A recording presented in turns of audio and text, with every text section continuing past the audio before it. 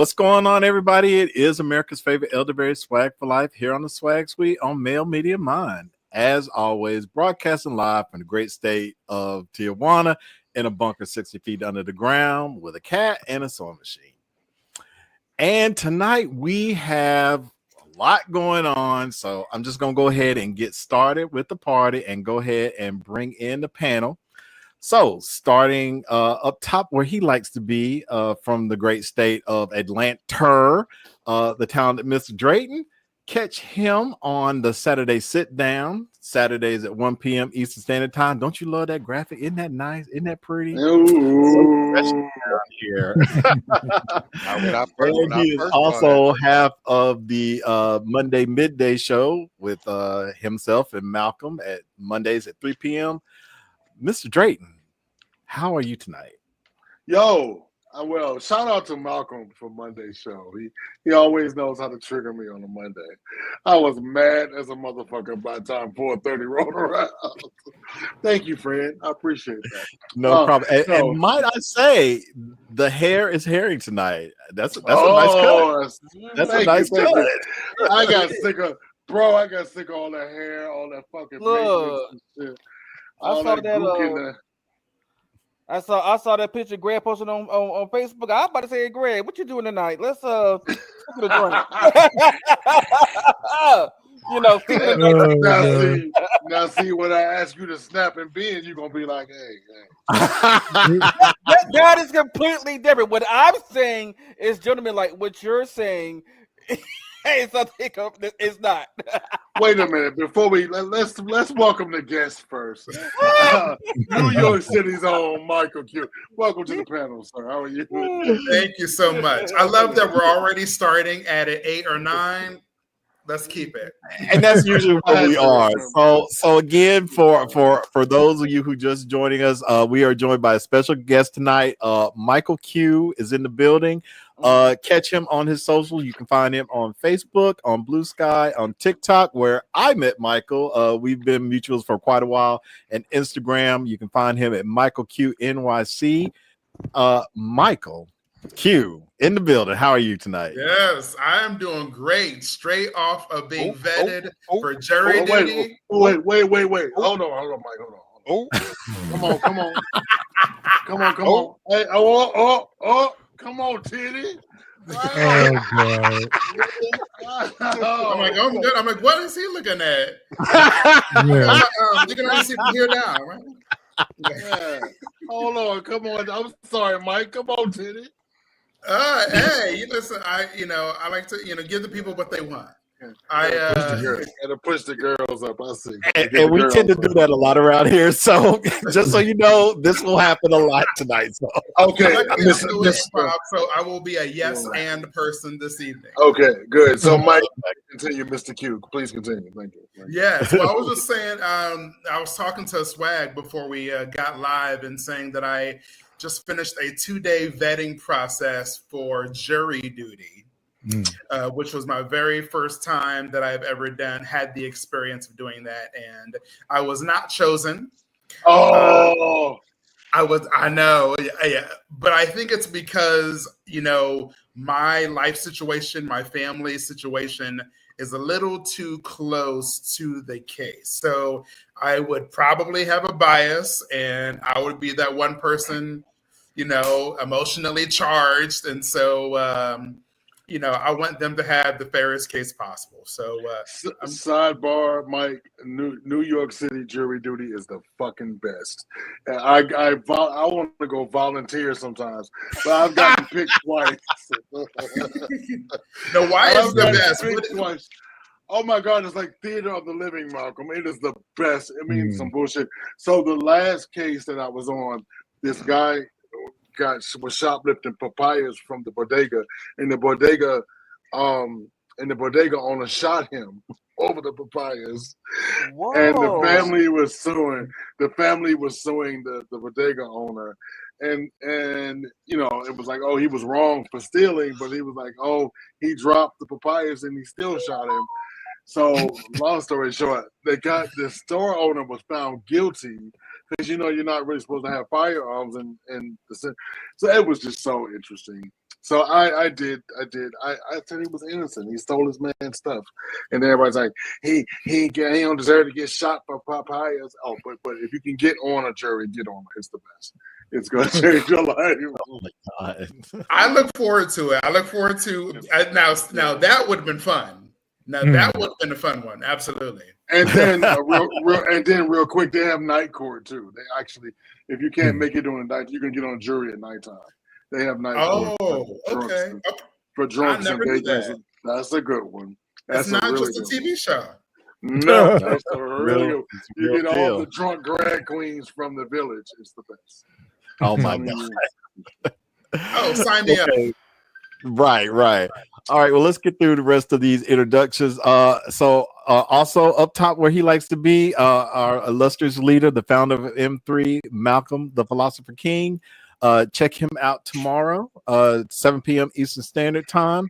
And for you audiophiles, check him out on his podcast, the M3 Bearcast. New episodes drop every Friday wherever you get your fine podcast. Malcolm, how are you tonight? I am well, and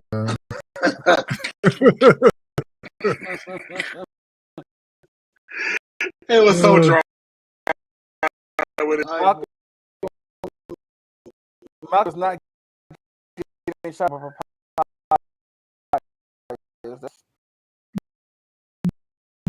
yeah, that was.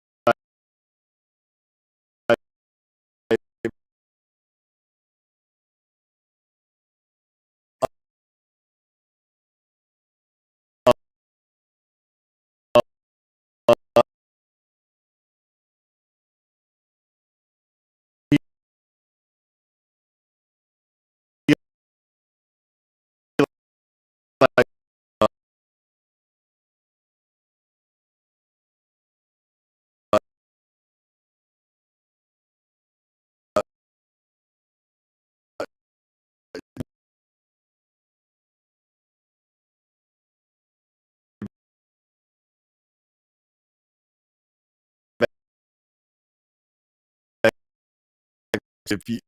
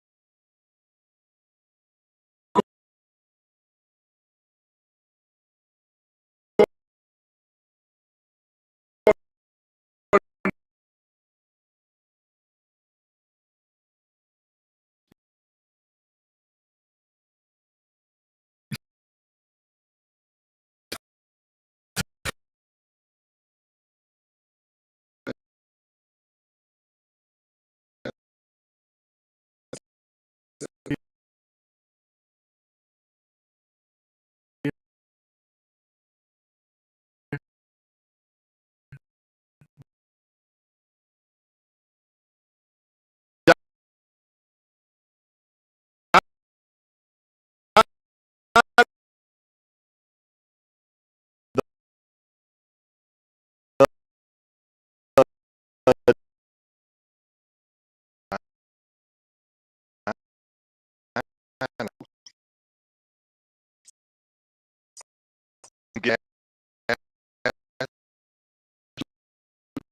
mean,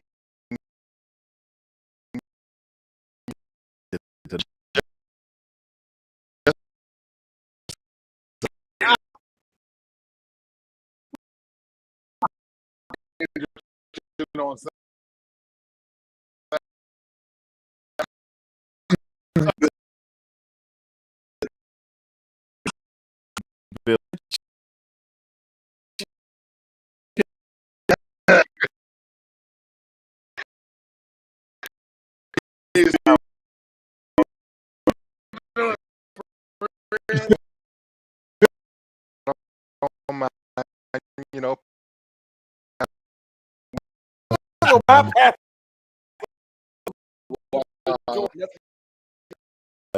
he said the See what you started. Pick him a book online. Okay. Right. If you've not met, because massage in New York and 13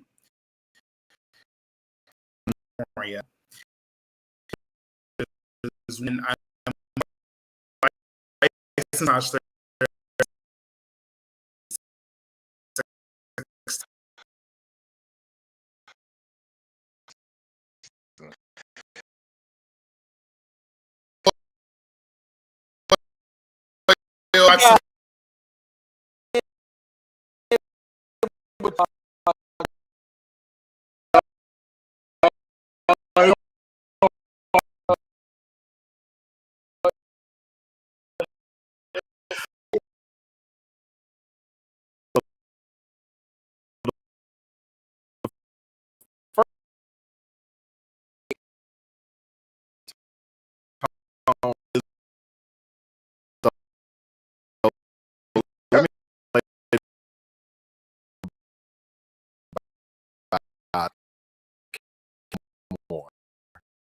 Okay, so I wonder why I do this, and this is one of the reasons I'm running a Facebook and Instagram ads for massage, and so I need to find images and graphics. So I go on Keyword Massage, the templates that will notice. I do massage. 100 images will be a white station of any, and the people. This doesn't look like. Yeah. So why don't you? It's just like probably get massage, probably women. The majority of people who are doing the massages are probably skinny white women.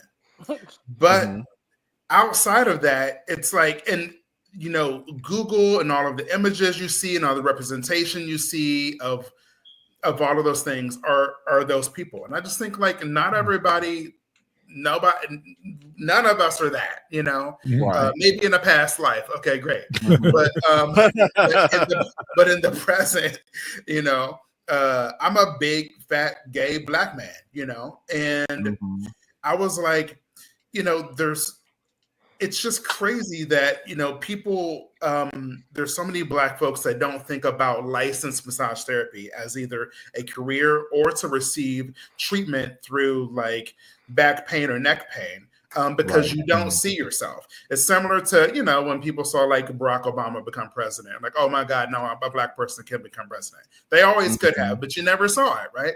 It's like, there's so many situations like that. It's similar with like Serena and Venus Williams, you know, being like black tennis players.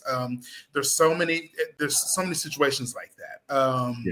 And it's the same with massage therapy. So, you know, I just thought I need to be the change that I want to see. And the only way to do that is to not just like play small and have my little side massage business here. I need to open up my mouth. I need to show people my face to know that I am real. I'm not a bot. And, you know, and help them realize that it's okay to be over 300, 400 pounds to get a massage. Black people also need massage. So I just wanted to expand just the idea of just the industry in general, because there's just not very many black licensed massage therapists in the industry. And We need more of us.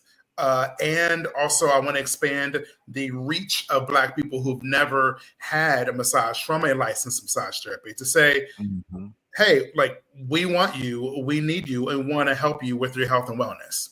Right. Yeah, exactly. And I got to say, I don't know what, to be honest, I've never gotten a massage, so I wouldn't know where to begin to find a licensed massage therapist. But I gotta admit, I probably wouldn't be very comfortable going to one if I felt like, I was going to be shamed because of my size or because of my race, whatever. And honestly, I don't think a lot of Black people get massages. Like, I'm gonna be honest, people, when you probably talk about massage therapy, people probably tell you, oh, that's some white people shit. Like, do you hear that a lot? There are a lot of people who consider it a luxury. It's like they consider it, when people think of massage, I think generally they think of going on a cruise ship, and it's a part of the package of, unlimited booze, unlimited food, you get massage, you go see like a show, they think of it as like something extra. If you have extra money, then you get a massage, but it's not necessarily, it's not a necessity. Whereas, we're walking around with our bodies hunched over and our neck is hurting and our back is hurting, when there are ways to actually help you, which is why I like to help people to realize that I do specifically sports massage therapy. And so there are ways to help your body, to help your feet not hurt every day. And that's what I do, to help people to really, to break that idea of massage being a luxury, versus it being something that actually can help you out in your life every day. Absolutely. John, did you have a question? Not a question, just a statement. Go ahead. And I don't know, maybe I hate to say it, maybe it's where you are or not, but here in Atlanta, there are a lot of Black massage therapists, a plethora of them, male and female. I know of one. I slept with one. I know of one. But yeah, so I guess it may be where you are. I'm not real sure, but yes, there are a plethora of them here in Atlanta. So yeah. But I was going to ask. I'm sorry. Go ahead. Oh no, go ahead, please. Well, I was going to ask about that because Black kind of metropolises like Atlanta, DC, Chicago. I was actually going to ask about your specific experiences, specifically living in an area with like a larger amount of Black people, specifically like in not just Black people, but like Black people that are in businesses to help others, that like own their own businesses, whether it be health or wellness, whether it be a doctor, nurse, massage, physical therapy. I was going to ask about kind of the percentage of. I can say living here, if you want a Black esthetician, beautician, massage therapist, psychotherapist, mental health counselor, you name it, you could probably find it here. Because when I was going through my physical therapy, I requested a Black male physical therapist, got him. When I needed mental health counseling, when I had an episode, I asked for a Black male gay psychotherapist, got him. I have a Black dentist. But anyway, there's a lot here. If you want Atlanta's blackity black. Yeah. If you blackity black, if you want it black, you can get it. What I'm saying is that it's not just, and some of them, white people are requesting Black massage therapists now. Now that I see that a lot. Yeah. So and then there is something, Atlanta School of Massage. Half of their students are Black. So it's around here. It's moving. It's popping. So that's actually that's really good to hear. Yeah, and so me personally, I have the fortune. My assistant is a licensed masseuse, Black, and he is fucking amazing. I had a fall maybe a year and 2 years ago, and I am also fortunate to be able to work for a physical therapist of color. I am the head of HR for a physical therapy firm. John and Yeah, I was a patient for a little while. Yeah, yep, and it's amazing just to, and so just to be surrounded. Now it can get on your nerves, all this color, because you know we you be clear. Be clear, it's blackity black, biggity blickety black. For sure. I mean, it's some black shit, you know. I mean, it's some black ass shit. I'm just telling you. So for the level of, you gotta get ready for it. Go ahead.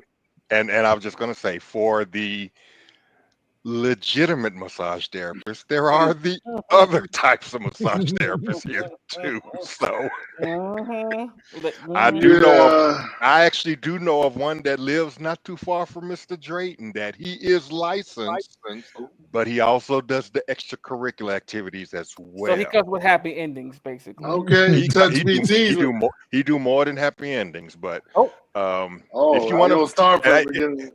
I mean, he don't mind, but I'll tell you who it is. It's he's on Twitter. That's his other stuff, but he goes by Massages by Lafayette. So that gal. Yeah. Oh, is everybody? Oh, everybody know this? Oh, we know her. Okay. Mike is like, oh, that gal. Oh yeah. I figured you three would know who he was. Well, because he's always. I mean, you know. So that's you get. He does have a legitimate. He's legitimate. He does have a license and all of that. Let's use the word legitimately very loosely here. I mean, but what I want to so I want to ask in the spaces, Mike, that you've been, and that the people that have because that is a real thing. Because I come from a small town. I come from small town USA, where there's lack of diversity. I have had the pleasure of spending my working years in major cities, so I was able to take that. But you are correct. There are. I'm from Virginia originally. For those who don't know, so I grew up in a teeny tiny small town in Virginia, and there was no gay representation. There was no representation of color. There was no body. You know, I ain't all that big. I know. I know. Right, but you know, there's no people of size. You know, all those things. It's not there. It doesn't exist. So when I moved to DC and I lived in New York and I live in Atlanta, I see all those things that we take for granted, John. You know, that the manager's manager is black. No, I'm just saying I learned that we take for granted that the manager's black. And then, you know what I'm saying, SWaG? And so sometimes when I go use my friend SWaG's bidet over in Tijuana. Tell you, Mike, make friends make personal friends with SWaG, because he got all these great toys at his house. He got bidets and everything. I'm just telling you. Friend to friend on the side. It's not a bidet, Greg. It's a booty day. It's a booty day. I'm sorry. My fault. But I go visit my friends that don't live in like metropolitan areas. And to see black people, you want to hug other black people. You're like, hey, you know. So, yes. So tell me about your experience coming from Ohio, because I know that's, you know, kind of, you know, not so melanated. You know, what has your experience been that got you into this work? Talk to me about that. So I always tell people I'm from Columbus, Ohio, but. No, I'm actually from Urban Crest, Ohio, which is essentially a black municipality. It's a small village on the outskirts of Columbus. So I grew up village. So it's actually called the Village of Urban Crest. Hey. Yes, and it was actually founded by like one of my great grandmothers. Like my last name is attached to the side of a building. So my last name was Quinnichet, and there's the Quinnichet Pavilion inside of Urban Crest. Oh, come on! Because we are kind of a legacy family. Okay, so this is like beyond the gates. Come on, beyond the gates. Yes, beyond the gates. All right. Come on. So I know so many people who know me. I don't know who they are just because of my last name. They're like, "Oh, you are Quinnichet. Oh, I know you. I know your mom, your daddy's cousin, sister-in-law." You know. So That's where I grew up, but all of the Black kids were bused to the white suburban schools. So I went to school with mostly white people, but then you'd come home and it'd be like 95% Black town. But Columbus in general is fairly Black. I mean, it's like, I don't know what percentage it is. So even when I would go out I came out my senior year of high school. So even when I was going out to the gay bars, there were a number of, like, of course, Black performers and drag queens, but there are like Black guys also going to these white-owned gay bars. So I've been around Black culture, but it's not blackity black like Atlanta. It's not like in your face like that. So that's kind of how I grew up. But in reference to massage and like when I got into massage, that wasn't until 2015. So that was years down the line. So in between the time of high school and me getting into massage, the short version is that my senior year or my freshman year of college at the University of Cincinnati, I got essentially brainwashed into joining a campus ministry. I went back into the closet, denounced homosexuality for like the next 6 years. Realized that was a hot mess, pulled myself into reality, came out the second time. Then I started acting, which is really my first career. I'm a professional stage actor. So I did that from 2006 to 2014 and then started massage after that. And I started massage as a kind of, because of acting, because I was dancing and singing and I needed someone to kind of help me with my body. And this is when the Yellow Pages were around, which I don't know if they're still around. I don't think yellowpages.com. You know what I'm saying?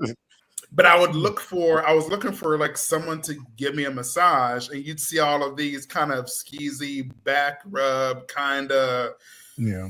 I was like, I don't know if I can do that by myself. I don't need to, find somebody in, the pages to do that, or the back of the gay rags. Well, Michael, to answer your previous question, we have a crack research team here, and I do mean they're on crack. 29% of the population of Columbus, Ohio, is of color. There it is. Yeah. So so I kind of got into massage kind of on a whim, partially because of me wanting to supplement my acting career, and also I wanted to kind of learn more about my body. And I ended up loving it so much that I kind of put acting to the side. And in conjunction with loving it, there were guys like on Growler and these apps who saw that I did massage and wanted a real massage from a bigger dude. And they're like, I'm fat. I don't want to go to a spa because I don't want them to shame me. I want to go to somebody who looks like me and I feel comfortable with. And I slowly built my business because of Growler, actually. And they were like, we love what you're doing. And I just found more and more guys. Then I started going to bear conventions. Like I would go to Midwest Bear Fest in Indianapolis. I would go to the defunct Drenched Fur in Erie, Pennsylvania. Then I would do massages at these events. I went to North American Bear Weekend in Lexington, Kentucky. And then I got involved with the leather community. So now I go to Claw, the Cleveland area leather weekend up in Cleveland. So I have a question since you said that. So there seem like that's a lot of non-melanated bears, if you will. And they typically have an issue with people of color in their spaces. I mean, correct me if I'm wrong. How are you received in these spaces? I mean, are you welcomed? Are you like, are you the black dick on the scene, or what's happening? They love DC. That term will always be around. It is, it's like, whether my penis is 15 inches or, a half a millimeter, it's always going to be in the ethos, And so, most of those spaces are owned by like white creators, producers, all those things. And so growing up, like in high school, I'm used to being like the only Black person in white spaces. So while I was in a Black town, when I got involved, even with like football and wrestling, I was the only Black guy in middle school and high school. When I played football, like a quarter of the football team was Black, and it would be mostly like the running backs and linebackers, but still a quarter of them.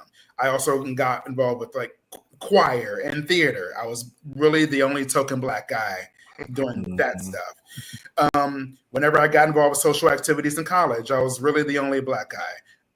When I went back to school for musical theater, I was the only Black guy in theater. So I'm used to being the only Black guy in white spaces. And so I think there's a couple of things because of the way that I speak, it's palatable to white people. And so I think to be real, I think I'm safe. They find me a safe Black guy. I'm not the one, you know what I mean, who's gonna like, they don't see me as threatening. Right. Well, are they overtly racist? I guess the point I'm trying to get to. Do you feel the racism? Do you I'm saying, do you hear the N-word? Do you feel welcome? You know what I mean? I'm trying to get to that. Oh, all that. Oh no, they've never said that to my face. I think that would never happen. Because I think I have, my presence isn't domineering, but I have a presence. And so I carry myself, I'm very confident in who I am as a person. So they may say those things behind my back. I've never felt those things. I've never had those things said to me. And I've always been embraced with open arms. And I think the white people who don't want me around, they're not around me. They scatter away. So if there is any beef, I don't know about it because they don't find me and I don't find them. Yeah, I don't trust them, so that's just my stand. I don't. Let's grab some comments from the audience because the audience there's a lot of them that they want to ask you. So the first one, I'm going to apologize in advance because we do have one that a colorful audience. All right, let's do it. Colorful audience, and one in particular is very, very colorful. So I apologize in advance, but. So Sammy, yes, getting a massage is a luxury. I don't have $120 for 90 minutes to get someone to rub baby all over me. At least with Trick, I might train a massage. That is, hey, listen, it's one point of view, Right. Everyone has their own point of view. If someone doesn't have $120 for 90 minutes, that's their point of view. Some people, in New York, 90 minutes is $200. And there's some people who have no problem dropping $200 for a massage. So depends on your own point of view and, your values. Exactly. Sammy, Michael, can we see your hands, please? You want to see the wingspan from thumb to pinky. You want to see? Okay. Oh my God, that's funny. Let me pull my hand back. There you go. I don't know. Can you let me get a ruler? That's my hand. That's funny. I can't palm a basketball. I think that's probably that would be a good indication, is if you can. Right. Mr. Dion says he gets mad when they tell him he needs to keep his drawers on. Who wants all that damn fabric burns? What's happening? Wait. Hold on, Swag. What's happening here in this? Why are you getting fabric burns? Right. That's my question too. But the other question, normally they give you the option of keeping your underwear on. What do they mean? They say that you need to keep it on. That's weird. Yeah. Where are y'all going for when this happening? I want to know too. Where are y'all attending? That might be what's that? There's a massage place. It's like it's a chain now. What is that Massage called? Envy. Well, there's Massage Envy, which is a national chain. Mm-hmm. Right. But I don't know of any, like, if he's going to a spa, why they would like need for you to keep your underwear on. Usually most spas and places, they have something to cover you up, like a blanket or something, and they usually say you can get naked if you want. So right. I don't know where you're going, but not every place like forces you to keep your jaws on. Right. No. So maybe you just need to check around Mr. Beyond and find somewhere else to go. You might need to change the menu, sir. Mr. Taylor says he has never had a professional massage. Do you have any advice for somebody who has never gotten a professional massage, like how to find a massage therapist, kind of some references where they could go to find somebody who can do this for them? Well, I usually like to first ask people, why do you want it? Because people want massage for different reasons. Like I usually in my intake, I do a verbal intake before you even get on the table, because I want to know where your headspace is. So there's usually a kind of a scale, whereas some people are getting massage because they actually have like soreness and pain in their body. So, I wake up and my feet hurt when I wake up, and maybe they get better as the day goes on. Or my lower back's been hurting me for like 4 months. I don't know why. Can you help? So there's some sort of physical ailment. So there's that. But then there's also the mental component. Some people are like, I hate, my spouse, my boyfriend's getting on my nerves, my job, I'm about to quit. They need some sort of like mental relaxation. They need to kind of shut their brain off and do all of that. So first I want to usually ask people, where are you on the scale? Like where are you? Because there's different massage therapists that cater to certain needs. Now, I find, generally speaking, most people that come see me, I mostly cater to like a queer audience, and usually mostly kind of masked or male presenting, mostly bigger dudes. And most of them need more of like the mental relaxation.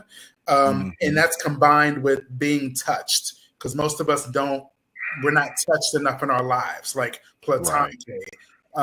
We just need more people to touch our body to feel good about our lives. And so most folks come to see me because of the relaxation component. And so, but because I do sports massage and I've studied in Chiang Mai and Thailand, there are folks that really are like, I need for you to pull my limbs apart, and I need to really feel like I really got work to dig your elbow into my back, kind of people. Right. Oh, that's what I love. That's what I love. That's my jam. Yes, and that's my bread and butter. So first, to find a professional massage therapist, first I'd ask you to ask yourself, where on that spectrum are you? And then you want to ask yourself basic questions like, do you want a male or a female, or does it not matter? Do you want it to be an independent practitioner who has their own business, or would you want to go to like a chain or a spa when that may have more like amenities and things? So, so asking yourselves those basic questions will whittle it down. Once you answer those questions, then I would just do a random Google search for like the name of your city and the word massage. And if they have a presence on Google, which I think a professional licensed massage therapist should, you should be able to see them either within the Google search or even more specifically like Google Maps. Just type in, like, if you're in Atlanta, you could type in Atlanta massage, or even the area of Atlanta that you live in, like the district, the area. Like if you're in like the city, like Manhattan, I wouldn't type in Manhattan massage. I would type in Chelsea massage or Bronx massage or like all of them, things like that. So that's what I would do. So answer all of those questions in your mind, and then type in, do a Google Maps search, and then literally just do your homework. Literally go through each of the searches. Ideally, you want to find, if you're looking for an independent practitioner, you should be able to see who they are. Some of them try to hide because they're scared. I don't know why, but people need to see who you are, right? Like, you go to a website and they're like, I give the best massages, and you're like, but bitch, who are you? Right. Are you 25? Are you 75? You know what I mean? What do you say, Devon? I'm sorry. So I said, sounds a little DL to me. Yeah, there is a possibly that. SWaG, there is a masseuse that travels in and out of this area that gets on my assistant's nerves. He's popular, but he never shows his face. Oh, Jody Muscle.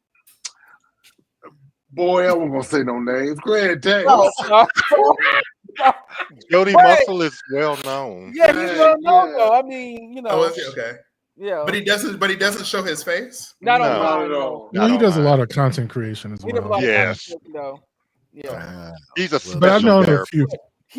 I've known a few people who've hired him. Yeah, I have a friend of mine that had his services before. So he said it was a good experience. But he says he does it because he doesn't want to be recognized in public, you know. But if you're a legitimate masseuse, does that matter? That's the thing that bothers me. Nigga, what are you, Batman? Fuck, I know you in my house, so I'm not coming to see you. I can't see your face. Right. Then I gotta come with my 38 strap. You know what I mean? I gotta like, right. I don't want to be like this. I come get a massage. Right. Exactly. So yeah, I just think, and also it makes the experience more personable because you know, like half of the experience is before you even walk in the room. Like, I want to know who you are as a person. Like, one, what do you look like? Two, how well do you speak? Three, do you have a website? Do you have a location that is on your website? Do you have a phone number? Do you have an email address? Can I book the massage online? What services do you offer? Like basic information. You know, if someone doesn't even have basic information that I can find, then I know that's someone that I probably would not want to go to. Just give me basic information. I also read reviews, so I want to see what other people have said. Reviews, that's actually a really good point. Another reason why Google Maps is great, because you can see the reviews, you know, and so, you know, reviews are great. I mean, I'm grateful for the people who've reviewed me. So absolutely. So that's generally how I would find somebody if I was looking for a massage. Gotcha. Okay. Okay. I want to play one more video, and then we're going to go ahead and move on to the rest of the show. But you, like I said, you specialize in larger size bodies, and one of your videos actually speaks to that. So let me go ahead and play this, and we'll talk about it after. You are too fat for me to massage. I had a client today that told me that another massage therapist told him that after he got a massage from him. Isn't that crazy? Like, who would say that to somebody's face? Like, I know that there are bigoted people everywhere, but like, maybe it's a blessing because now we finally know. One of the reasons why I specifically do body affirming massage is because of situations like this. When I hear about these body workers who are shaming fat people for being exactly who they are. These are people who are giving you money. These are people who are trusting you for body work, to feel good about themselves, to work out the knots in their body, to be relaxed. And the presumption is that you are a person that is above reproach and should be able to know better. Clearly, that is not the case. Yeah, so I appreciate that because I think that could be kind of a deterrent for some people. It's like they don't want to go in there. It's like going to the gym. It's like sometimes people use that as an excuse for not going to the gym because they don't want people gawking at them, being like, "Well, why is your fat ass here? Like, you know, you need to go back home or whatever." And it's like, so I appreciate the fact that you do that and that you proudly state that, like, no, I have no problem with that because larger bodies want to feel good too. Larger bodies have issues that they need resolved, and like you said, if I'm paying you money, then it shouldn't matter. Yeah, I mean, I also realize there are basic issues that fat people worry about generally about massages. From what I've been told, one, a lot of fat people are afraid that the massage table is going to break. They're going to get on the table, it's not going to hold them up, and it's just going to break, and then they'll look stupid and, you know, be embarrassed. Right. I've heard that. I've heard that too. Like massage tables, a lot of them are, the average size table is thin. So like they're afraid their rolls are going to just roll off and they won't be comfortable on the table. You know, they're like, you know, they just wish the table was larger, which mine is. There are things like, logistics of like most massages start with the client face down. And then halfway through, they have you turn over face up. And so a lot of them are like, but what if I fall off the table? If I'm turning is weird. They just don't want to deal with any of these like weird, awkward situations, or even waiting for the massage. Are the chairs in the room big enough for my fat ass? Like, is the chair going to break while we're talking before I take off my clothes and get onto the table? Is it accessible? Like, where is it? Am I walking up 5 flights of stairs to get to your little massage place in your little room? It's like they just need information to feel more comfortable. And then also, they also, I think, appreciate me because I am fat. I have, my titties is moving. I'm big. I got rolls.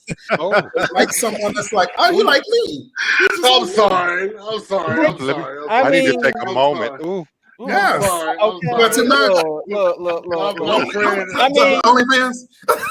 I mean, we don't mind being flashed here. Michael, you fit right into the show. So. I mean, I don't know what kind of show it is, but I just wanted to tell people.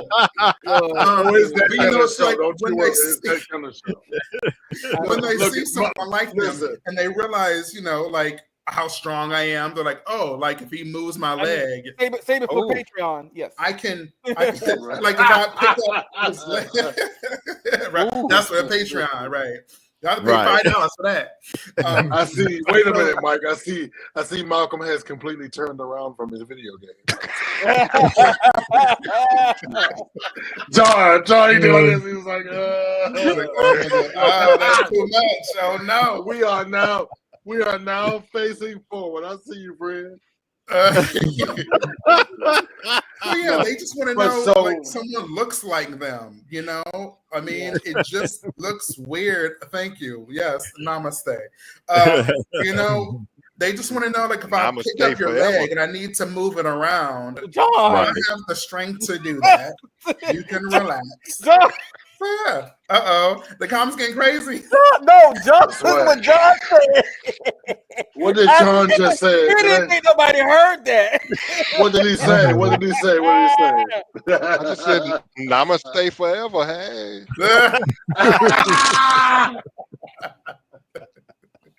Namaste, bitch. Let's go. Yes. So it's like that's and this is actually a big part of it. It's like you want to feel comfortable with the person who's touching your body. Like you want to feel like you know them. If we're strangers, if you book a massage with me online and you show up, you want to already feel comfortable with me. When you meet anybody new, when you're at the club and you see somebody across the room that's cute, like you build that like visual rapport before you walk over to them. There's an emotional confirmation, like, oh, okay, like there's something here. When you're in a professional business of whether you're an esthetician or a massage or whatever, you want to like the person. You want to feel like you can feel comfortable around them before you even show up. So that's why my face is everywhere, all over social media, because I want people to know, like, you already know Michael Q. Like, now you see me virtually. Now let's meet in person and get this massage. Right. Exactly. Okay, John, you got your hand up. What you got? No, I was just gonna say to everything that he said, there's a flip side to it, and I'm the representation of that. And that is for the slim guys that will not get a massage, because also you only see muscular men on massage tables. You rarely see somebody on the slimmer side. So the fear is coming from guys on the slimmer side is, oh no, he may press down too hard. He may think he's gonna break my bones or something like that. Shut the fuck up. Shut the fuck up. I'm dead serious. That's how some slimmer guys feel about going to a massage. So it's on both ends of the spectrum.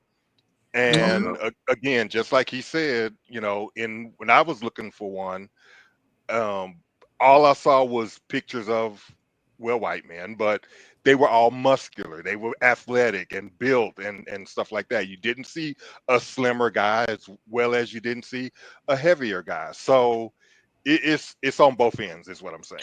Right, you're right, John. Even from me, you know, I got a hot dad bod. You know, I need somebody to move all of this. You know what I mean? Because I'm saying, like, I've tried, you know, regular size masseuse that, you know, they were like, and I mean, I'm only like 230, 220. And the person could not, you know, they couldn't move you, they couldn't turn you over. I'm like, you think I'm supposed to pay for this shit? Then you crazy. And, yes. Or Malcolm, my favorite statement is, I don't work here. I'm not going to move myself. You know what I mean? I think one of the things I liked that you said was, you know, feeling empowered enough to ask all the questions that would make you comfortable, you know, like literally asking about where you are, how you do this, you know.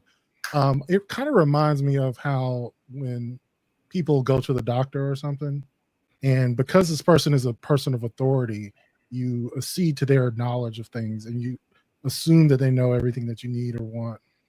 But you get the best experience when you ask a lot of questions, when you, you know, realize that you're the one to be catered to, you know, not the other way around. So I appreciated that. Yeah, and one of the big elephants in the room that people are always afraid to ask are like, what if I get hard on the table? What if I get excited? Okay, well, what happens then? Well, what do we do? You know, oh no, you know, and it's like, well, it's going to go up, it's going to go down, and then we move on. Like, you know, it's like, and I always tell people, if you get hard on the table, I just say, congratulations. You're alive. You're alive, bitch. You're alive. You're real. You know, like, you're human. Right. That means you're enjoying it. I think sometimes there is, it's difficult, I think, for guys sometimes, a percentage of guys to separate like their physical sensations from like their emotions. So some guys think like, whenever I get hard, that means I must act upon the situation. No, you don't have to. And it's like, no, like, you know, no, it just means that like your body's responding to something. Maybe it's something like visually, maybe it's something that you're remembering in your mind. Maybe it's, you know, maybe it's something you're bumping up at something physically, whatever it is, your body's just reacting to something. And it doesn't mean you have to act on it. You know, it's like, and I always tell people like, I also, before the massage session, if you're afraid that you might get an erection, I can always avoid the areas of your body that may trigger that parasympathetic response that may cause you to get hard. Like, I don't have to like work on your inner thigh for like 45 minutes. You know what I mean? Like, I can avoid the whole area if you are concerned. And so, and a lot of guys do that. Or some guys, they will, in reference to the guy who had his drawers on, some guys will wear like underwear or something to like keep it locked up so that like if something does happen, it won't be very noticeable to them and it'll make them feel more comfortable. So that's why I can't do nothing, because just male energy might get me all rocked up. So it's definitely got you up tonight. You know, it's like you're human. It's like, I think in massage, it's weird because I feel like I occupy this space that is I'm a licensed massage therapist, but I don't do sex work. But I do massage gay guys, and there's not very many, I think, openly gay male massage therapists that primarily massage gay guys that do like legit like medical therapeutic massage and are talking about it openly to let everybody know. Like, it's just, most of the people who you see, they're just in the gay spaces. If you type in gay massage anywhere, it's usually like a ripped dude who's like, his shirt is off and he's giving you some sexual position, and you kind of know, okay, they do that kind. They do, you know, and it's like, there's a bunch of us that actually are on the other side of that spectrum. We're just not loud enough. We don't have the photos and the social media numbers, you know, to show you, but we are still out there. So that's why I am loud and talk about all this. So Mr. Taylor wants to know, how different is a massage therapist from a chiropractor? And there is a difference. There's a this is a good question because these are two very different situations. Okay, so a massage therapist is someone who deals mostly with soft tissue manipulation. So we're dealing with manipulating like your kind of your fascia, your muscles, your fascia. That situation. Chiropractors deal almost exclusively with your nervous system and with your bones. Yes, and joints. So a chiropractor isn't manipulating your soft tissue. They're not like loosening your muscles. They're working with your nervous system and with your skeletal system, your bones, to not crack them, but to release some of the tension that some of the nervous system can cause. So yeah, you okay? You okay? I'm good. Yeah, so chiropractors are like bones and nervous system, and massage therapists are like a kind of muscle. And just FYI, when you say fascial, that's you ever had the chicken, that little thin layer of fat that's right before you have to clean up the chicken, that's the fascial level of the muscle.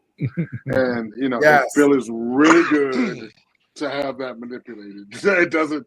So some people like deep tissue massage, some people just like Swedish, some people like just right fascial level massages.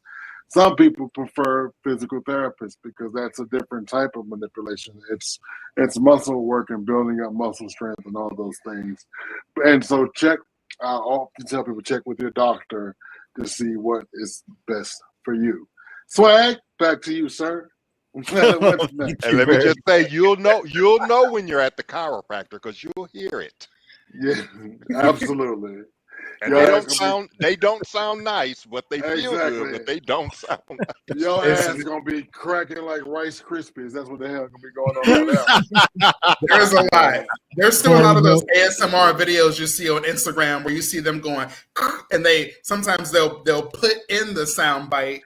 And to really emphasize, And I always tell people there is a place for a chiropractor, but you must be careful because if you have a condition that maybe you should not get your bones and joints manipulated, please check with your physician, because I cannot tell you how many patients we have at work that have been injured, and I'm not saying anything erroneous about chiropractic, but we see about 10% of the people come in and like, I hurt this on the table, I hurt my neck on the table, I fell after I left the chiropractor because you're dizzy and vertigo sets in. So be careful, check with your primary care, know your body. That's what we say.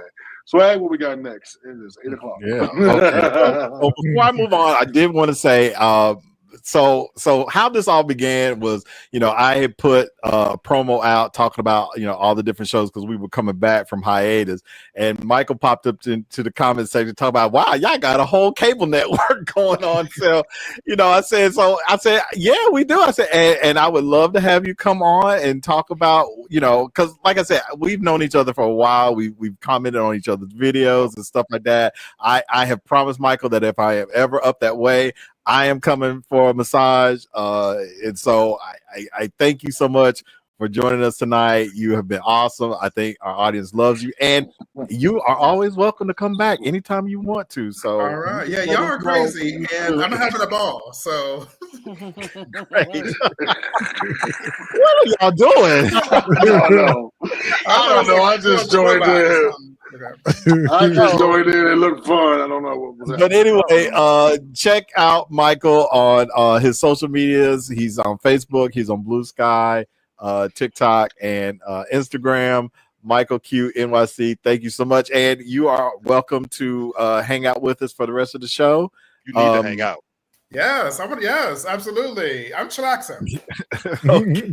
Wait, so Mr. Giles has one more quick thing to say. He says, I'm not a massage therapist, but I had 2 female friends that recently got a massage therapist license, and one girl had used me as a guinea pig. And she also let me give her a massage.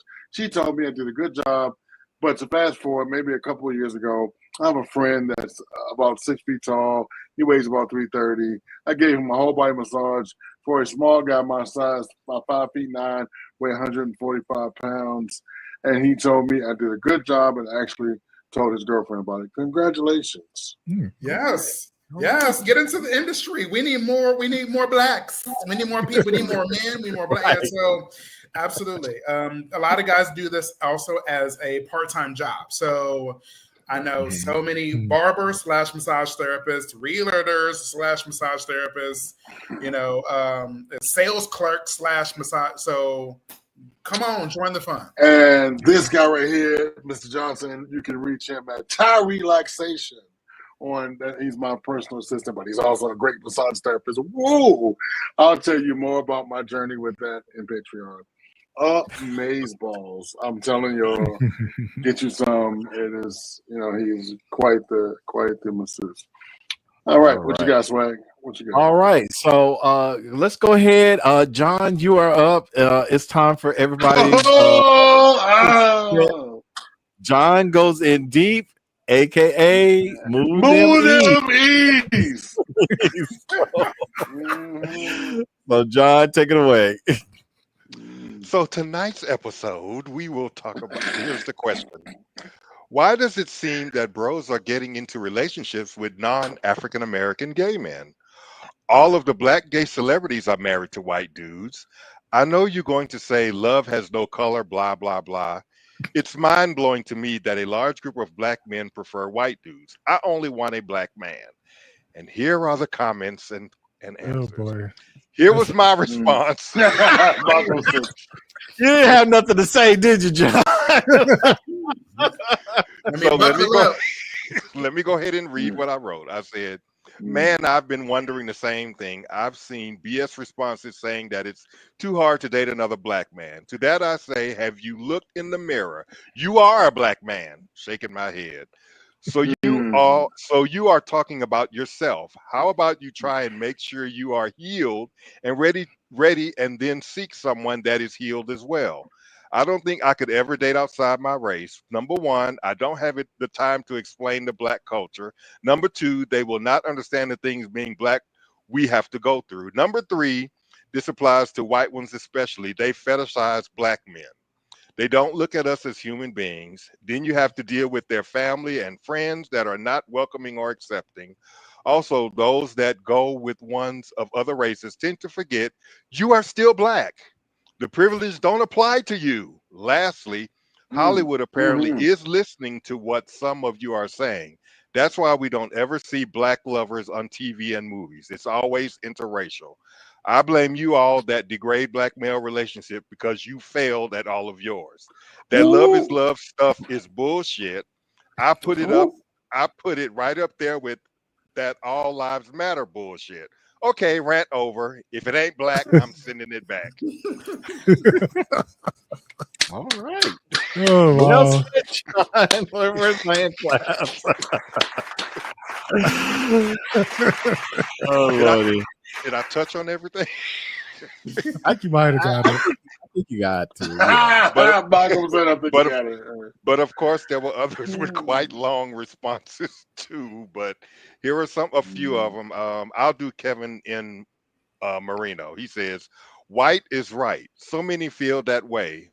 Love does have love does have a color. Black.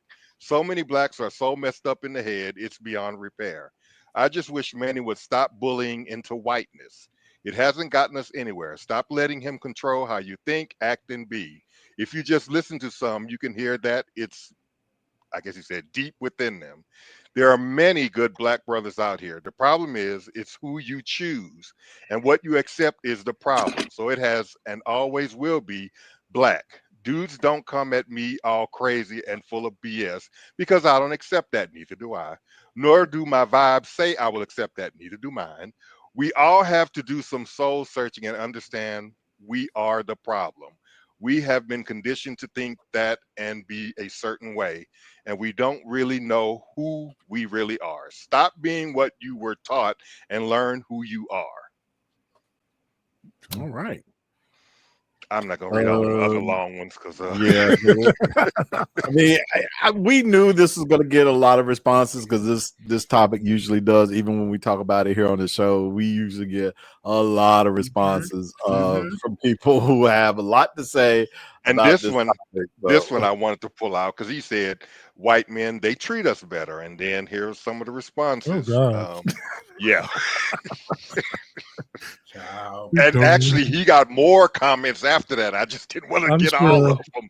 But he got drug across the coals, basically.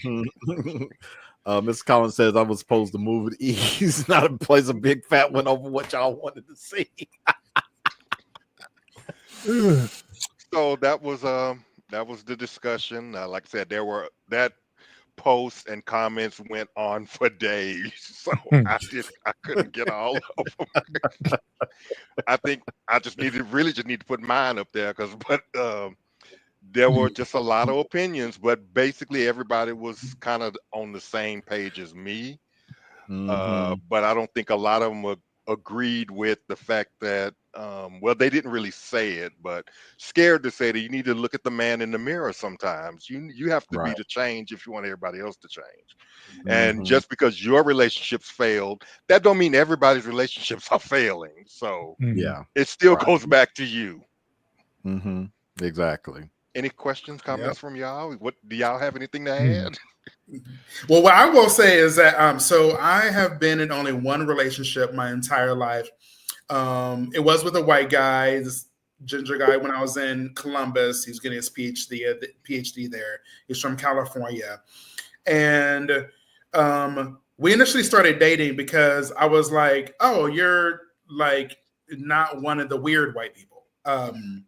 You like have some semblance of kind of my experience. You will never have my experience, but at least you acknowledge who I am as a person." And it wasn't really until, so I didn't really date or anything before him. And I wasn't looking for him. It just kind of happened. Things just happened.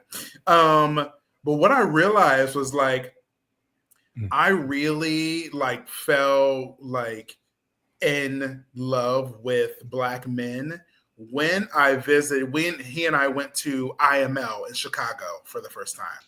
And that was one of the first times there were lots of Black men in leather spaces that I had not really seen very many before, because I'm also in the kink community as well. And so woo! IML is a pretty big one. Atlanta, Chocolate City, Chicago. That weekend was I'm sure it was all Black all the time. It was so much fun because what I realized was like I just found lots of Black men that were into the same things I was into, and like that immediately began to really like make me really hone in on like so it was really, I just didn't like in Columbus there's not a Black leather community like that, so I always questioned my own attraction to Black guys. I was like, why am I not really attracted to the Black guys here? But it wasn't really until I went to Chicago, and then I went to DC, and then now in New York, it's like, oh, I think I just need to be in a bigger city. I need more Blackness around me. Right. It's like the more there are, the higher their percentage there is for me to find Black guys that I want to do a lot of things with. So right. So thank you, Chicago. Nate James says his husband is mixed, half Black as hell. That's funny. I can't stand you, Nate. That was a good one. That is good. I did want to add, and I didn't add it in the comment. I thought about it after I typed that long ass chapter. But what irks me, and I wanted to make this clear, is that if you are someone that wants to date white men, that's fine. I have no problem. That's you, do you. What gets on my nerves are the ones that do go over there and forget that they're Black. And then they forget where they came from, or they don't want to have nothing to do with Black anymore. No Black friends, no nothing, just totally abandoned. That's where I have the problem. So about time. Yeah. Yeah, that's crazy. Welcome back. True. That thing, it's raining over here, so it's going. Oh, okay. That's Gotcha. what the issue Not was. on the east side. Well, we already established that, John.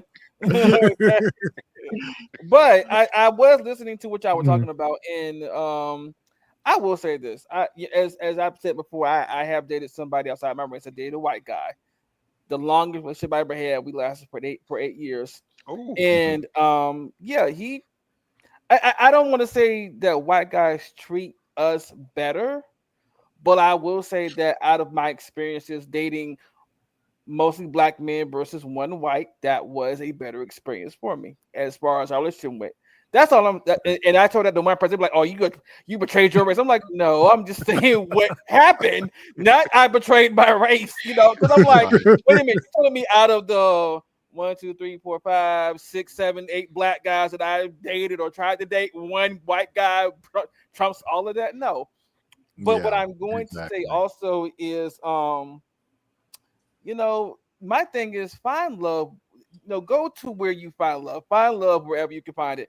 However, like John was saying, do not go on the other side and act like you are better than every other black person, or forget where you come from, because we're gonna look at you like, sir, you just last week you was down there on the street corner buying a bag of weed, and today you up here trying to be a vegan because you want a white person. Don't do it, okay?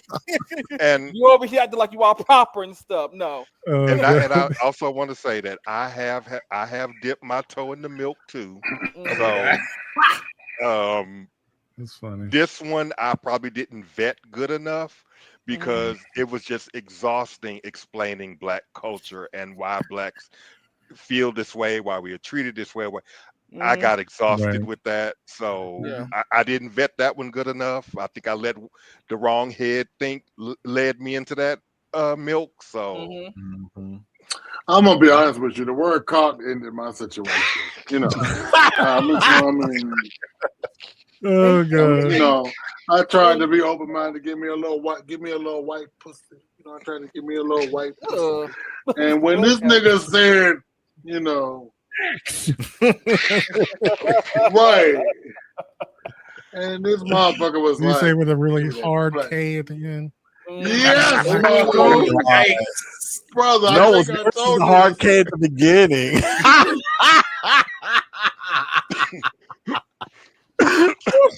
So, I just started thinking about Malcolm X and Farrakhan and all that. So I was like, I'm good.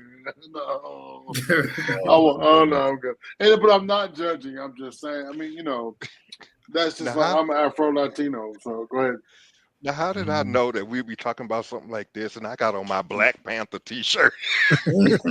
I know, right? Because you're good to go, Fred. Because you're good to go. Yeah. I think I like those memes where someone was in an interracial couple, and he was trying to explain to him why he didn't like sinners. It was like they went. It's like, how could you not like sinners? It's so good. It's like, no, that's amazing. I swear. Were there any comments to tonight's segment? Oh my God, Sammy. Of course. I'm sorry, I skipped one. Folks always go to white as a default race. To go for dating Latino, Asian, Middle Eastern men are delectable too. Yeah, they are delectable. Yeah. I tend to treat white men like. Wait a minute, what? Wait a minute, Sammy. Okay. In the deep end, right?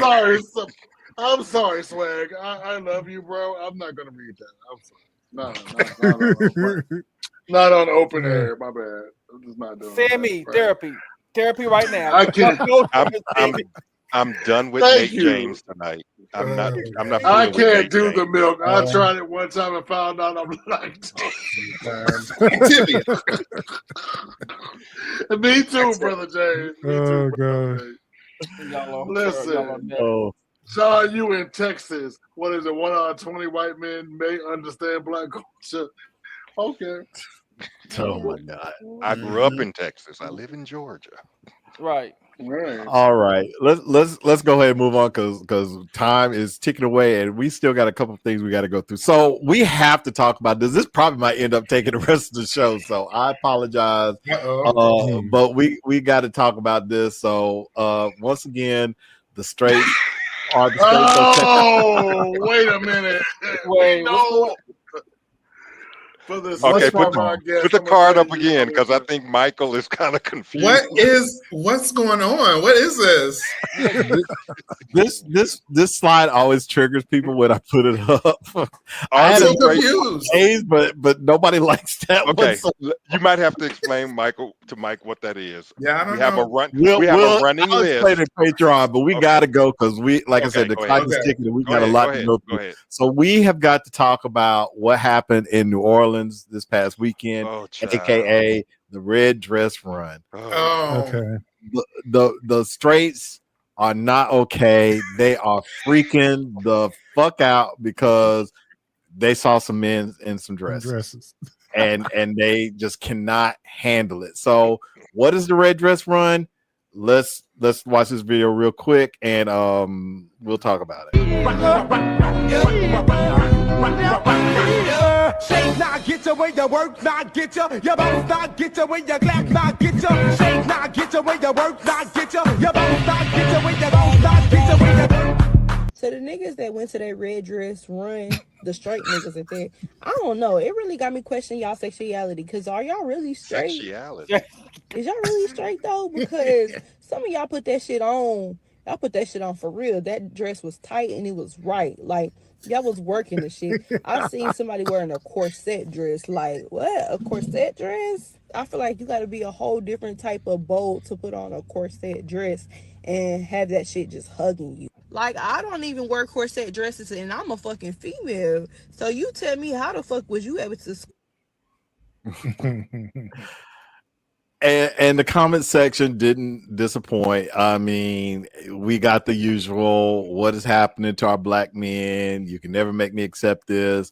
This is so sad. Our black men in dress. I actually got into it with somebody online about this. They turned their comment sections off and I kind of read them about it. But it's like it was a charity event that happened in New Orleans. And as you saw in the video, I know it didn't play really, really well, but you had white people down there, you had Latino people down there, you had every demographic, but because some brothers showed up in a dress, they freaking out talking about y'all want to be who gonna be the girl, who gonna be the boys, that whole bullshit. And it's just like y'all just my thing is this, and I don't want to get political right now, but my argument has been there is literally shit going down in DC right now, but y'all worried about men in dresses. Like y'all need to stop paying attention to the bullshit and pay attention to what's really important, because this is a nothing burger. This is absolutely nothing. Nope.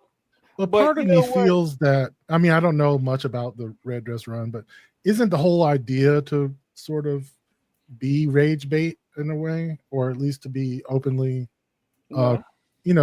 Well, the idea of it is to raise money for charity. Right. Like just like the ice bucket challenge is not necessarily, rage bait, but it's bait for eyeballs because they'd like to see people do silly I mean, things, it's akin to they've had this event where they call it walking a mile in a woman's shoes, and you have like a bunch of men wearing heels and they literally walk a mile, and it's very eye-catching. Like I see it every year and I love it. I mean, that's of course I also love it because I know how much they hate it. Yes, and that is true. That is very true. They came out in droves and was calling people sissy. I saw one TikTok. Some woman said that her husband didn't tell her he was going, and he posted a picture, and they were like, he got a slit up to his thigh, and he's looking good in that dress. And it's just like, oh no, I know you doing the bending. You ain't gonna tell me that you just went down there just to do this, and you not doing the bending. So don't bring your ass home. And I'm just that like, is the most hilarious shit when straight men are like, "Damn, I look good." Like, wait. And they did. That post actually come to find out that post was fake. Somebody took a picture and made a fake DM Okay. thing. Thank you for clearing that up. Yeah, Right. I don't know who got the time to be making fake shit up, but apparently some people do. And that's my issue. That's my issue with this whole thing, because again, y'all are focused on nothing. I literally got into it with somebody online saying, how does a man wearing a dress affect you personally? Like, honestly, y'all are focused on what people put on their bodies. Y'all are focused on people's genitalia. Meanwhile, your rights are being taken away as you speak, but men in dresses. That's what keeps me up at night. Right. Do you have, are we gonna do the flip side tonight too, or we don't have enough time? Are the gays okay? Yeah. Is that what you're asking? Yeah. No, we can take the time from Patreon if you mean. That's up to you. The reason why I'm asking is because there is the gay outrage about the event too. So that's why I was wondering if we're gonna do the flip side as well. Oh, because I got involved in the gay outrage. But I mean, if you want to use that for all the gays, okay. I mean, we can do that. So you can talk about that if you want to use that as the segment for all the gays, okay? About this topic. I did get into it with some people on my page about this, talking about the gay side, because there are a lot of gays out there. It's like, why y'all going down there in that dress? You just trying to be seen, and y'all taking over, and this, that, and the third. And did you really donate, or are you just down there to put on a dress? And those kind of conversations were going on. And so I said, a friend of mine went down. He did donate, and so I posted a picture on my I saw that Facebook page saying, if you donated, you would have this on your dress that had a number and said Red Dress Run. And then some people tried to go off on me. Did you go? Did you wear a dress? Why are you being negative about them? And they going to do something like this. It's for breast cancer awareness. And I said, sir, it is not for breast cancer awareness. First of all, if it was for breast cancer awareness, then it would be Pink Dress Run, you dumbass. So I had to school him. I was like, my post is not negative. I'm actually celebrating somebody that went down and did it for the right reasons. You do have a lot of gays going down there just to do the drinking and the bar hopping, but not giving to the charity. And I said, that's a slap in the face to the people that the event is for. It's for various charities in the New Orleans area, which I'm like, okay, y'all supporting the New Orleans charities.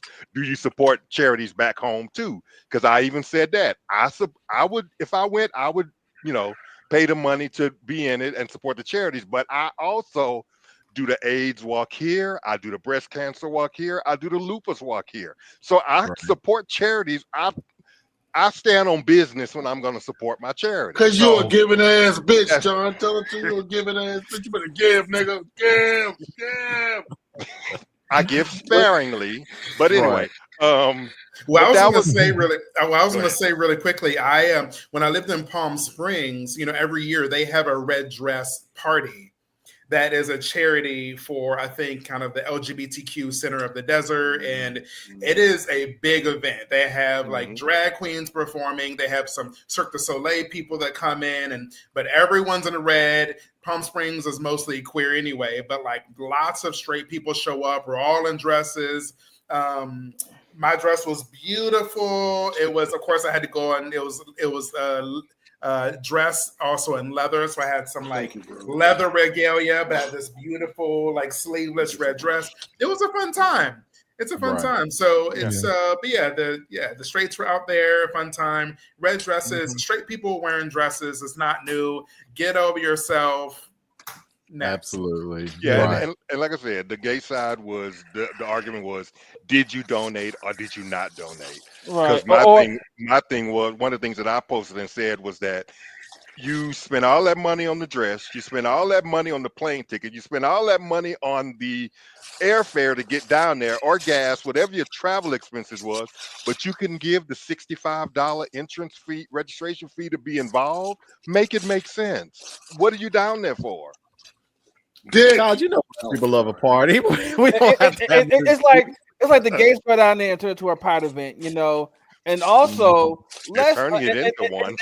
They turned into a pride event. That's what they did. And also, the two other things that happened. One, people were like, "Well, if a man put on a dress, he's less of a top. He's less masculine." Yep, they did that.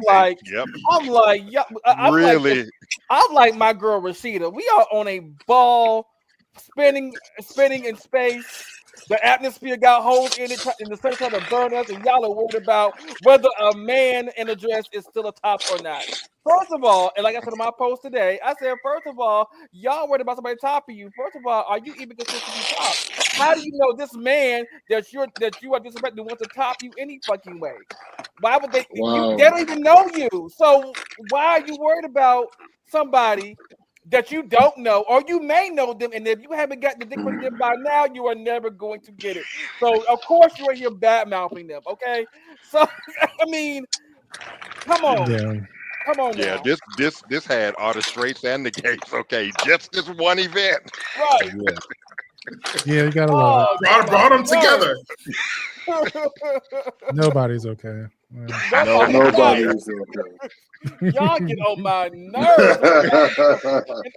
and that's, like I said, we need to have some long conversations in this community about healing and coming together and reconstructing our way of thinking about each other, because I'm like, this has been going on for too long that we will constantly tear each other down for just doing the smallest thing. And it doesn't make sense. It doesn't. Not at all. Ms. Collins said, so it's supposed to be for charity, right? It's an actual run, but not one person in the vid had a number for the run. So who's actually there for charity and not just to stunt in a red dress? I mean, right. And Mr. James says, SWaG, I saw you reading them on TikTok about the red dress. Yes. I Mr. Anti-Manners came out for a brief moment. I did read a couple of people about that. Come on, vocabulary. Let folks know your school system failed you without letting them know. Right. What she said, what the hell was that? Oh God. And of course we gotta do this one. Sammy says, why you get mad when I said what I did? Fetishize me. I'm gonna use you like a cum dump. Now get out. Oh God. Ooh, Sammy. They say what they said. Now Sammy will stand on some business now. Sammy is not gonna play. We love you, Sammy. Okay, so before we go, we have to close the show with my favorite segment, Murder Mittens. What is my cat T'Challa watching? Where I show all the fun cat videos, and if you stick around to the end, you might see somebody that you have seen before. So let me play what T'Challa's watching.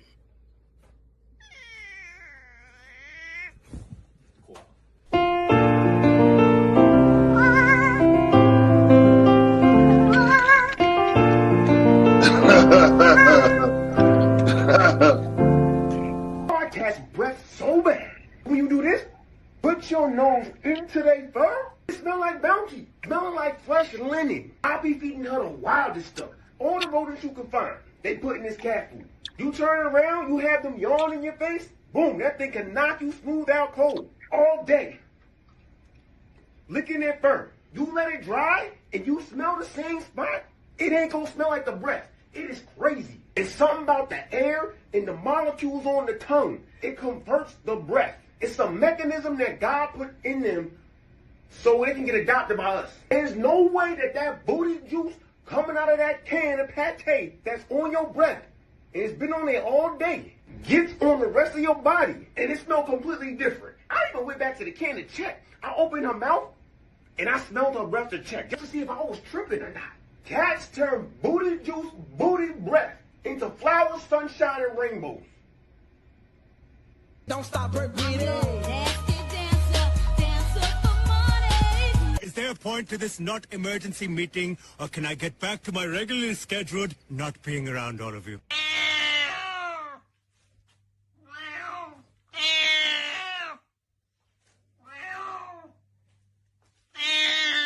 Okay, look, here it is. Come on.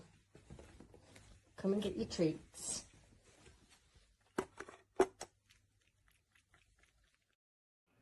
I love Arthur the cat. But why is that? Why the fur smell like Downy, but the breath smell like trash? You know what? I do not know. I will That's confirm true. though.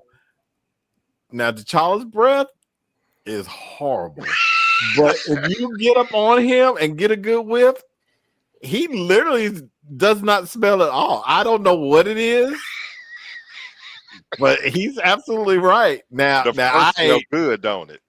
Now I ain't done like a rear smell because that's just not happening. So I don't know what he's talking about, but that's another kink that I'm not willing to explore with my cat. But I will say T'Challa he's a perfect pet because he don't stink.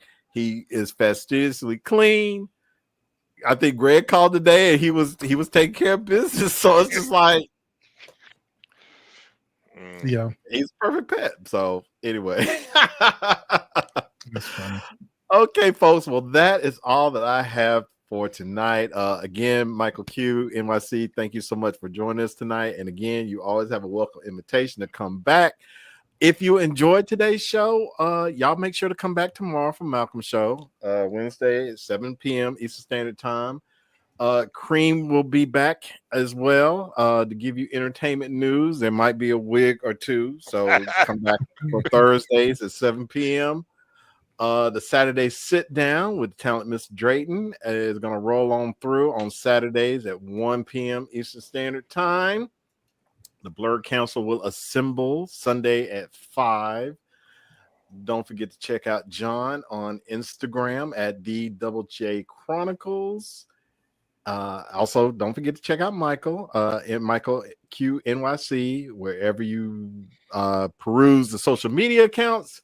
And I will see you right back here on the SWaG Suite Tuesday at 7 p.m. Eastern Standard Time. And with that, Patreon members, don't you go nowhere. Head on over to the Patreon link and watch the after show. I'm sure we will get into some hijinks over there. And if you are not a Patreon member, consider being one. Go to patreon.com/Male Media Mind.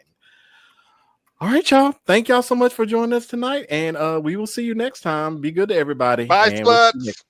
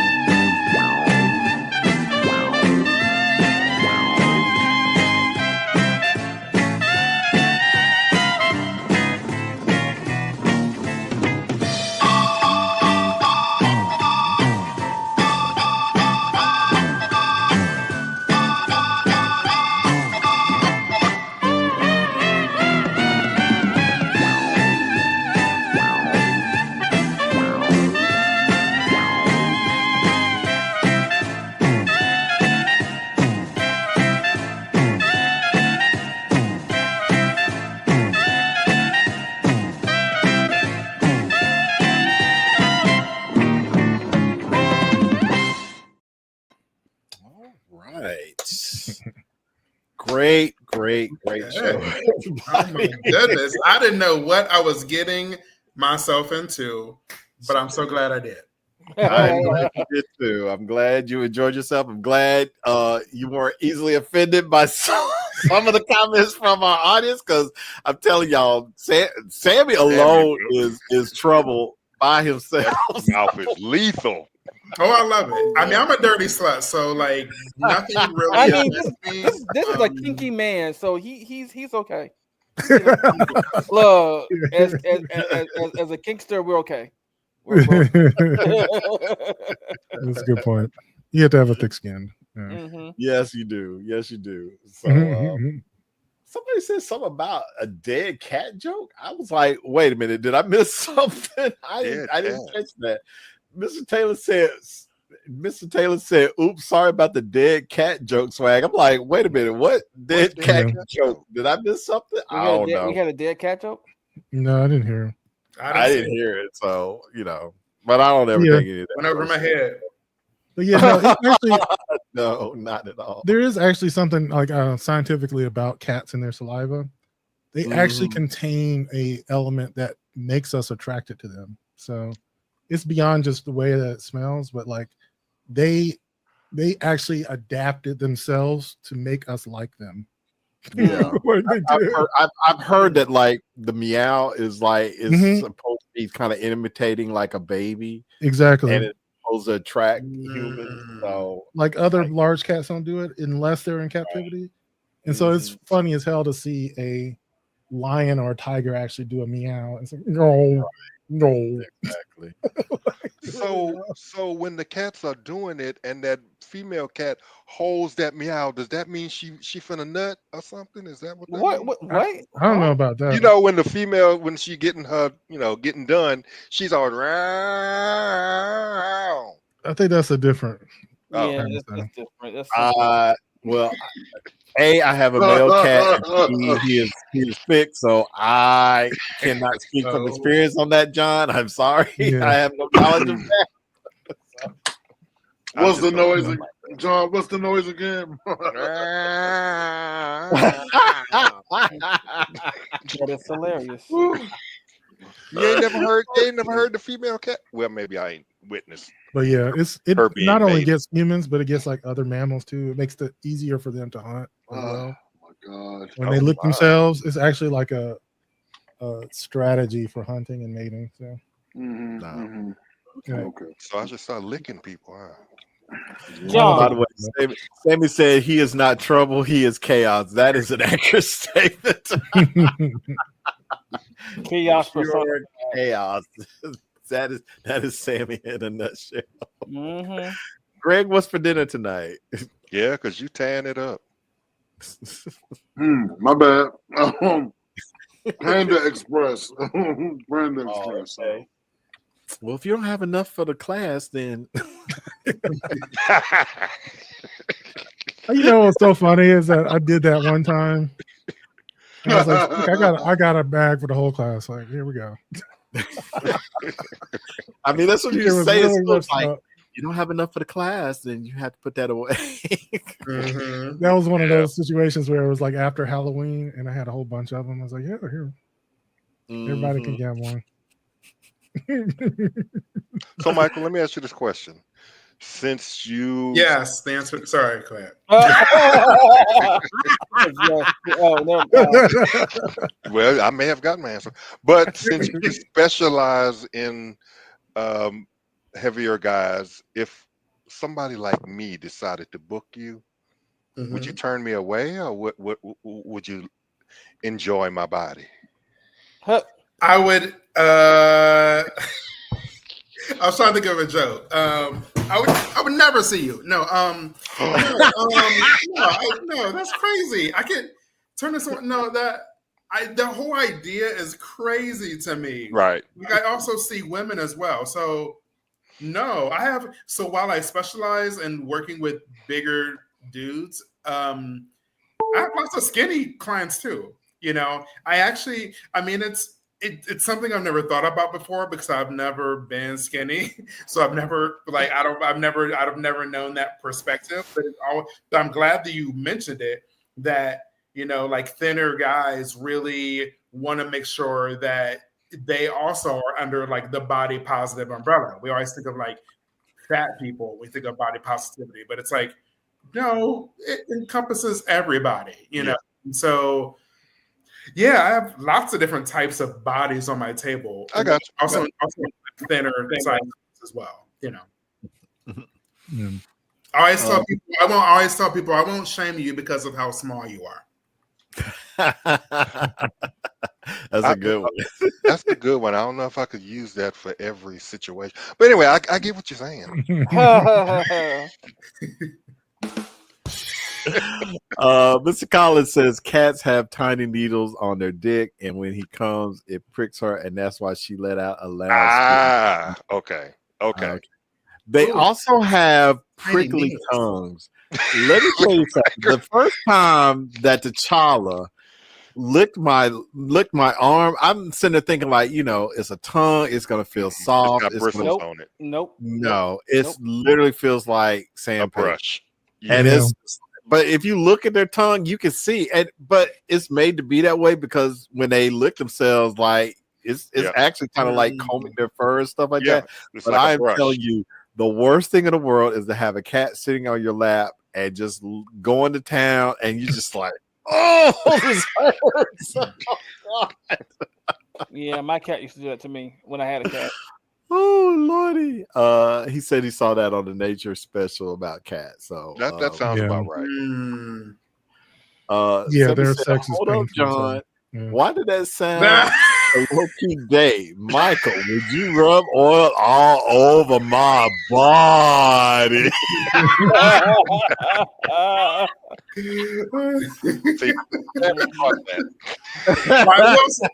will say I've had a couple marriage proposals after the massage. I was going to ask you during your segment, do you do feet too? Like, are you reflexology or just massage? Yeah, well, so I do. So when I do my massage, I massage like the entire body. Like what I find is that there's some massage therapists that won't massage your feet, and they just assume that you know that. So you'll go the whole hour and they don't touch your feet, and you're like, why didn't you touch my feet? And that's so weird to me. Like also the same thing with your face. Some people have never had their face massaged either, and so that's why I always preempt the massage. Like, are there any areas you do not want me to work on, like your face, your scalp, your feet? Because I want people to know that, it's like your face need, we have lots of, we've heard of TMJ, that's actually a joint, but it is a condition. There's lots of areas of our body that need worked on, including your feet. Ooh, right back here. Ooh, yes. Oh my God. Let me stop. Because getting excited. Michael, so I do massage feet as well. Yeah. Okay. We have a request from Mr. Collins. He would love to see you in my red dress. Let me see if I can find it. I would love to post it. Wait, how do I? Mike, I got a question. Do you for the right price? Do you do happy endings? Oh, there is no right price. Okay. I just don't. That's not. I am a licensed therapeutic massage therapist. That's what I do. No eroticism. Because here's the thing: is like I could, if I wanted to, I could start doing that, just charging, extra for all these extras.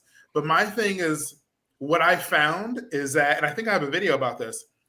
So many guys are they have anxiety. So many clients have anxiety about the happy ending experience.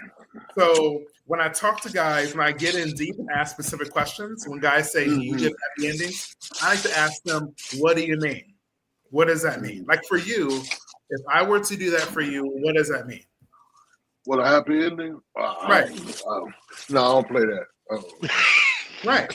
So it's like everybody has different definitions of what that means. I mean, I'm just asking as a journalist. I mean, but I guess anytime one person ejaculates is a happy ending. Right. Okay. So I have some folks that, I say I'm not doing these things, but I like to always ask them, what do you mean by that? Some guys on the table have mentioned that they don't want to ejaculate. The happy ending for them is doing something like to me. Right. Because they have erectile dysfunction issues. They don't want me to play with them. You know what I mean? So everyone has different ideas of all of that. And like I was mentioning before, a lot of guys have anxiety about that last 10 minutes, which is why I don't do them at all.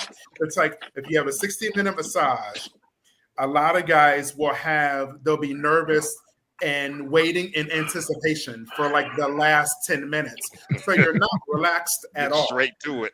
Right. You're not relaxed at all on the table. You're like, can we just get to it the last 10 minutes. And it's like, the purpose of me giving you this relaxation massage is for you to relax during the massage. So I'm doing you a disservice by causing your anxiety and your nervous system to flare up because you're waiting in anticipation for the last 10 minutes. So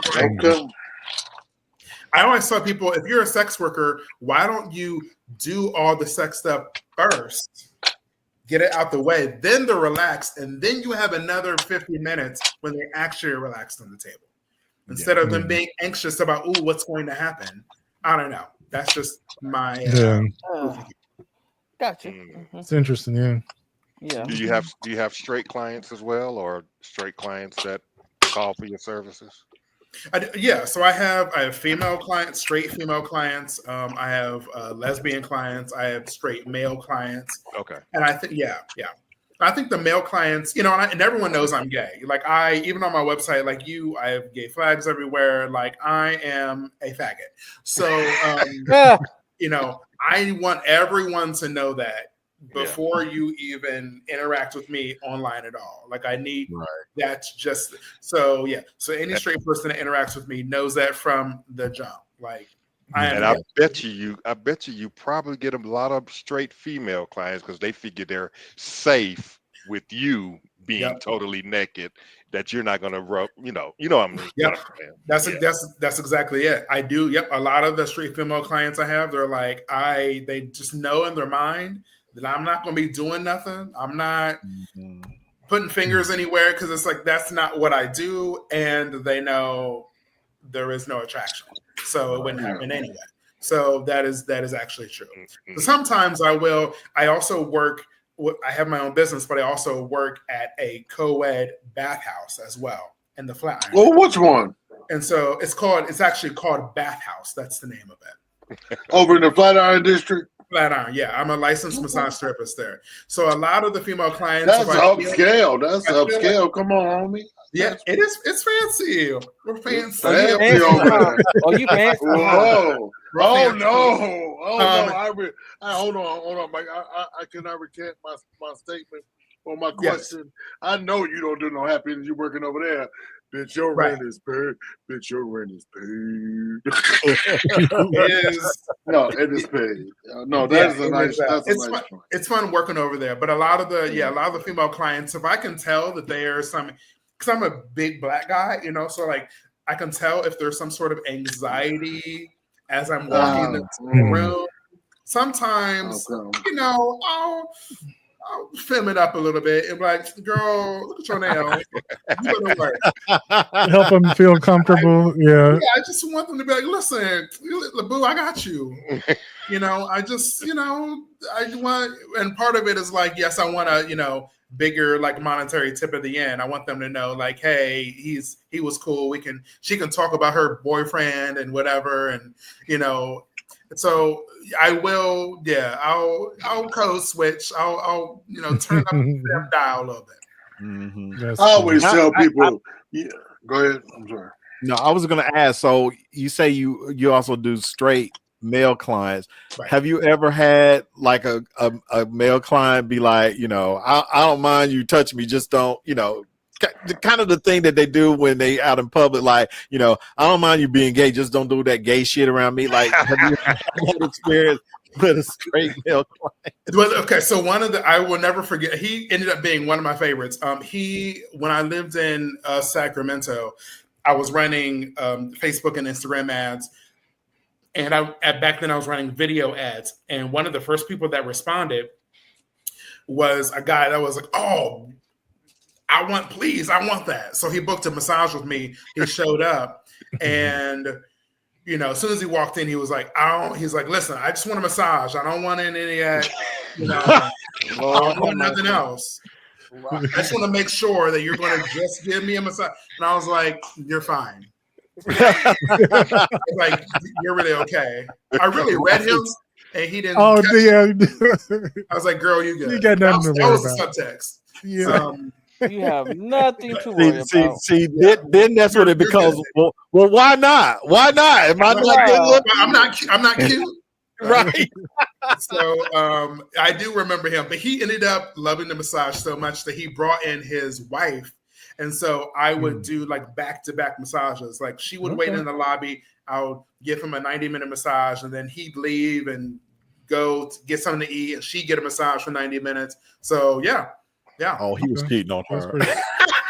He left her there. He like, I'm gonna go get me some pussy. I was like, live your life, do what y'all got to do. Right. I'm not in it. My name is okay. Ben. Now You just get paid. Like y'all distracting Michael. We still want to see the picture in the red dress. Oh yeah, yes, you are distracting me. So go ahead and look for that. I'll tell you what, if you're able to text it to me, I can then get it up on the screen so that people can see it. So okay, yes, let me do that. I also wore the same dress and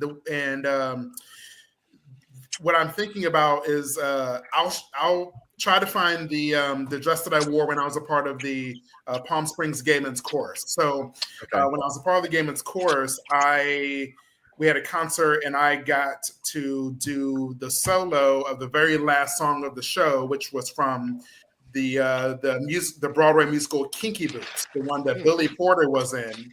Mm-hmm. And I came out in the show of the chorus wearing this red dress. And did you have the boots on? Did you have the boots on? I had my leather boots on. I didn't have the sequin boots. Yeah, the fancy ones. I didn't have the fancy ones. Let me find that right now. Mm-hmm. And they are still talking about the red dress. Lord. Tell us what happened with the lesbians, John. What did they do? Oh, baby. They had another fight. Tell us. They still there? I thought they left. No, I have a new set. I have a new set. I forgot to tell you. Yeah. Oh my gosh. The new set of lesbians. It's a new set of lesbians, yeah. A new set. Okay. Last night, I'm just laying in my bed, watching TV, and all of a sudden I hear this boom. I was like, "What?" Let me turn the TV down and see what's going on. So Dyke smash. They were walking back and forth, and I heard, "Bitch, you did feel up on her," and I saw y'all at the club, and I was like, "Oh shit, another fighting lesbian chorus of living above me." And they went back and forth, bitch ho, and I was like, oh Lord, but they didn't do like they're not as violent as the last ones. It wasn't no wigs throwing out the window and stuff like that. It was more of a very loud voice type argument. But I think one of them slept in the living room because I heard a door slam and then I heard some walking in the living room. So they didn't sleep together last night. But tonight I hear them right now and they're walking back and forth, but they're not yelling. So they may be doing the silent treatment thing, and I guess the pussy is on. So nosy, I love it.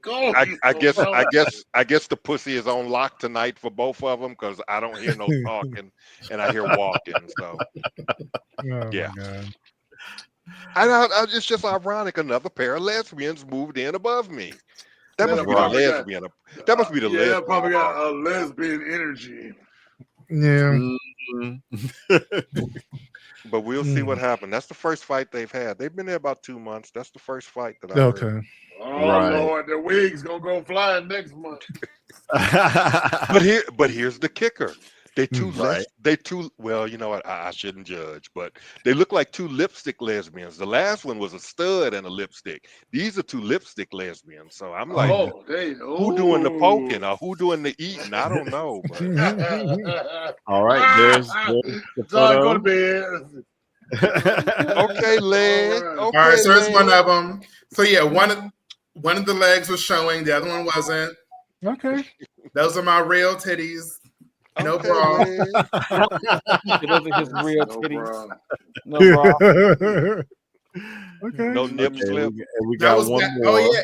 And SWaG knew me when I had a like a faux hawk. So I had I had hair up I missed the faux hawk. I missed that. That was like your signature thing. I was like, oh, he's cut it off. Yeah. That was me I started initially during COVID in 2020 when we were at home doing nothing, just drinking a bottle of wine every day, watching Tiger King. Right. I just tried it on a whim and stuck with it. But I decided to cut it off because in May I participated in a psilocybin ceremony, and like changed my life. And so me cutting it off was a visual representation of like what was going on internally. So yeah. Gotcha. Have y'all? Okay, and here's the second picture that he shared. That's the very end of the show, and they had the confetti, and yeah. Oh, we got the shoulder out on this one. Yes, the shoulders, honey. I got my little leather bracelet on. Yeah, I'm looking for the nipple, but I don't see none. No Janet Jackson today. No wardrobe malfunction. Yeah, been by the end of the song. Yeah. Kevin said, "Come through, Lola." Yes. I know that's right. Come on, Lola. I know that's right. Yeah, it was fun. A lot of fun. It looks like it was a lot of fun. So whatever Lola wants. Lola gets. We're bumping up on the 2-hour mark, so we're gonna go ahead and call it a night. Patreon members, thank y'all so much for hanging out, and come back tomorrow if y'all had a good time. Come see what Malcolm got in store for you. So good night, everybody, and we'll bye, sluts. Bye.